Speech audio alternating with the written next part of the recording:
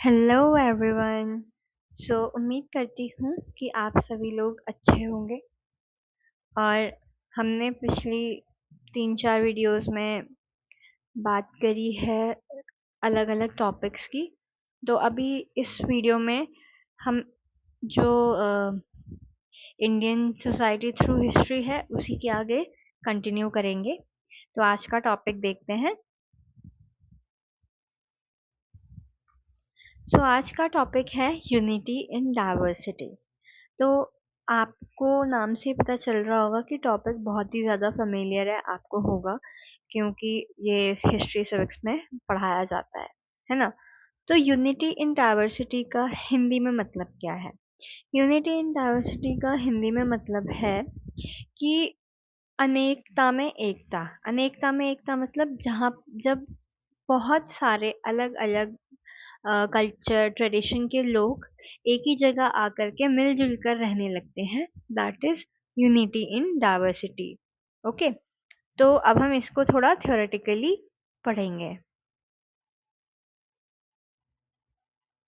So unity in diversity, it means the harmonious coexistence of different groups while maintaining a shared sense of national identity.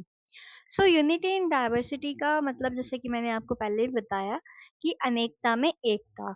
इसका मतलब कि अलग अलग groups, अलग अलग कल्चर, अलग अलग ट्रेडिशन से जो बिलोंग करते हैं, वो लोग एक साथ आकर के एक ही सोसाइटी में आराम से पीसफुली रहने लगे और उनके बीच में एक नेशनल आइडेंटिटी का शेयर्ड सेंस हो। मतलब हम एक हिंदू होने से पहले एक इंडियन है, भारतीय है।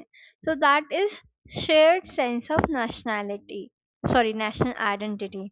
ओके, जब हम नेशनल आइडेंटिटी के शेयर्ड सेंस की बात कर रहे हैं, तो यहाँ पे हम बात करेंगे कि सबको ये होना चाहिए कि मैं पहले एक भारतीय हूँ, बजाय कि मैं इस पर्टिकुलर धर्म को बिलोंग करता हूँ या फिर इस ट्रेडिशन को बिलोंग करता हूँ।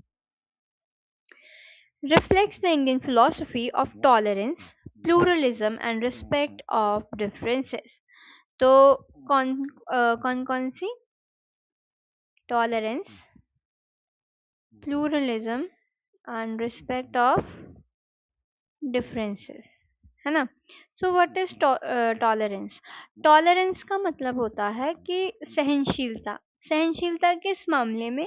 इस मामले में कि हम अपने धर्म से अलग लोगों को, या अपने या दूसरे धर्म के लोगों को, दूसरे ट्रेडिशंस के लोगों को, दूसरे कल्चर के लोगों को कितना सह पाते हैं, उनसे कितने अच्छे से बात कर पाते हैं, आसपास उनके कितना मिलजुल कर रह पाते हैं, that is tolerance in Indian philosophy. Tolerance, okay.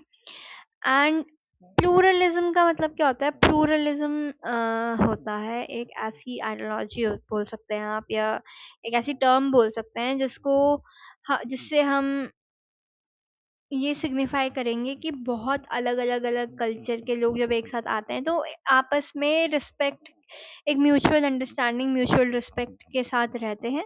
And respect of differences, respect of differences मतलब कि मैं किसी अदर रिलीजन के पर्सन से अलग हूँ, तो मैं उसके और मेरे इस डिफरेंस को क्या करूँगी? रिस्पेक्ट करूँगी, ना कि उसके साथ किसी भी टाइप का डिस्क्रिमिनेशन मैं करूँ उसके साथ, कि भाई ये तो मेरे धर्म का नहीं है, ये तो मेरी कास्ट का नहीं है।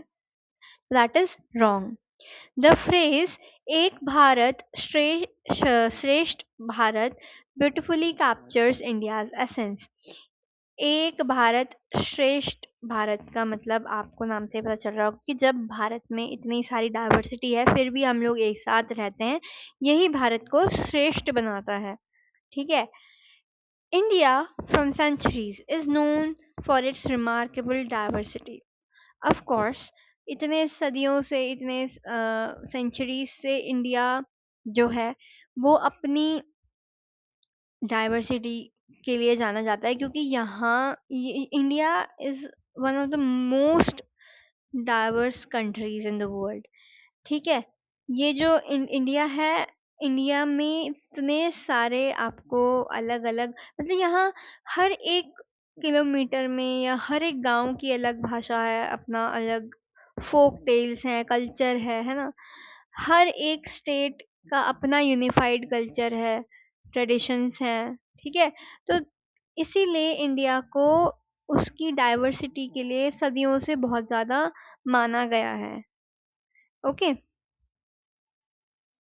सो जब फ्रीडम स्ट्रगल हुआ, तो ऐसा तो है नहीं कि उसमें सिर्फ और सिर्फ हिंदू जो थे वही उन्होंने पार्ट लिया, या जो पारसी कम्युनिटी के थे उन्हीं को फ्रीडम चाहिए थी। सबको चाहिए थी, चाहे वो मुस्लिम हो, सॉरी, मुस्लिम हो, क्रिश्चियन हो, सिख हो, सबको चाहिए थी, है ना? और सबने एक साथ मिल कर के ये फ्रीडम स्ट्रगल लड़ा है, ठीक है? एक कॉमन कॉज़ के लिए सब लोग जो अलग-अलग बैकग्राउंड से थे, अलग-अलग रिलीजन, अलग-अलग कल्चर के लोग, एक कॉमन कॉज़ के लिए जो था इंडिपेंडेंस, उसके लिए एक साथ आए, उन्होंने स्ट्रगल एक साथ किया, है ना? कभी भी ऐसा नहीं हुआ कि अ, सिर्फ हिंदू ने ज़्यादा स्ट्रगल किया होगा या सिर्फ मुस्लिम्स ने ज़्यादा स्ट्रगल किया होगा, सबने किया, क्योंकि इंडिपेंडेंस सबको चाहिए थी। नेशन सबका था, ठीक है? तो इंडिपेंडेंस, अगर नेशन को इंडिपेंडेंस मिल गई तो यानी सबको इंडिपेंडेंस मिल गई है। तो उस चीज़ को कायम रखने के लिए सब लोग एक कॉमन कॉज़ के लिए साथ में आए और उन्होंने ब्रिटिशर्स के खिलाफ फ्रीडम स्ट्रगल किया। ओके? सो अगर हम कॉन्स्टिट्यूशन की बात करें, तो कॉन्स्टिट्यूशन में एक कॉन्सेप्ट आता है, दैट इज सेक्युलरिज्म। सेक्युलरिज्म क्या होता है? सेक्युलरिज्म मतलब कि जब आपकी कंट्री, कोई कंट्री सेक्युलर कब मानी जाती है? कोई कंट्री सेक्युलर तब मानी जाती है जब उसमें अलग अलग धर्म के लोग आकर के रह सकते हैं, उसका कोई एक नेशनल रिलीजन नहीं होता है, ठीक है? ऐसा नहीं, जैसे आपने देखा होगा पाकिस्तान का नेशनल रिलीजन है इस्लाम, है ना? वहाँ मुस्लिम ज़्यादा रहते हैं। और जो बाहर के देश हैं, किसी का क्रिश्चियनिटी है नेशनल रिलीजन। लेकिन हमारी जो कंट्री इंडिया है, हमारी इंडिया का there is no any national religion. यहाँ सब लोग हैं, हिंदू, मुस्लिम, सिख, ईसाई, सब आपस में भाई-भाई। ये तो आपने सुना ही होगा, है ना? तो इसलिए ये कॉन्सेप्ट इसीलिए है ताकि हम लोग एक दूसरे की रिलीजन को, बैकग्राउंड को, रिलीजियस बैकग्राउंड को क्या दें? रिस्पेक्ट दें, इक्वल रिस्पेक्ट दें, ठीक है?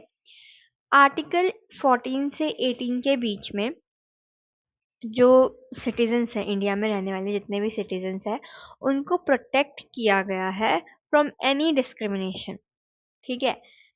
किसी भी डिस्क्रिमिनेशन के खिलाफ उनको प्रोटेक्ट किया गया है आर्टिकल 14 से 18 के बीच में, ठीक है? लिंग्विस्टिक हार्मनी, यानी लैंग्वेजेस, ऐसा नहीं है कि अगर आप किसी दूसरे राज्य जा रहे हो और वहाँ की भाषा आपको नहीं आती है तो वहाँ के लोग आपको भगा दें कि आपको यहाँ की भाषा नहीं आती है, आप पहले सीख के आओ। नो, लिंग्विस्टिक हार्मनी मतलब कि जब मैं साउथ में जा रही हूँ, मुझे साउथ की लैंग्वेजेस नहीं आती हैं, तो वहाँ एक कॉमन लैंग्वेज है ना इंग्लिश, मैं उनसे बात करूँगी इंग्लिश में एंड वो मुझे कोऑपरेट करेंगे, तो वो लिंग्विस्टिक हार्मनी प्रमोट करने के लिए आर्टिकल 14 से 18 के बीच में है, ठीक है?